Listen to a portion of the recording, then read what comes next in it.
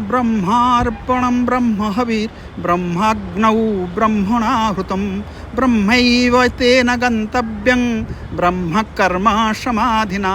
आज भारतवासी समस्त घरे प्रथमे खाद्य आहरण करने पूर्वर घरे घरे यही मंत्र यही वेद मंत्र उच्चारण करा जाए। भगवान मंत्र जितेबाला उच्चारण करी खाद्य ग्रहण करूँ से खाद्य हो जाए महाप्रसाद।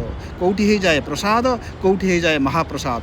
से प्रसाद जदि आम भक्षण करूँ भगवद्गीतार कहुई प्रसादे सर्वदुखानां हानिरस्य उपजायते। जिते प्रकार आवासन जीवन समस्या थी जदि प्रसाद आप सेवन करदे ताहले से समस्त दुखर लाघव करदेव।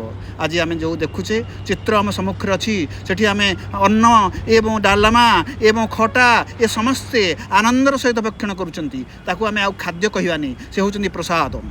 घरे तो बहुत खाऊचे होटेल तो बहुत खाऊचे पूजा करुचे अनुभव करुचे किंतु भगवान पीठरे बसी केदार गुरु पीठरे बसी जितेबाला आम हाथ डालेमा खटा इत्यादि भक्षण करूना से आहार प्रसाद रे परिणत हो तार स्वाद नियारा। आम समस्ते जानीचे केते तृप्ति लगे केते संतुष्ट हो जाए हृदय जेतेबेले यही प्रसाद आम अति आदर सहित ग्रहण करूँ।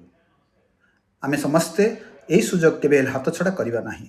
सुविधा मिले सुजोग मिले केदार गौरी तो दर्शन करवा माँकर तो दर्शन हो माँकर तो आशीर्वाद हो किंतु माँ प्रांगण में जदि पतर खंडिए पकई आम ये प्रसाद टी सेवन करूना ताहले बुझे ये प्रसादर महिमा केते आउ किमिति पर समय आपको केते शांति प्रदान करुछि।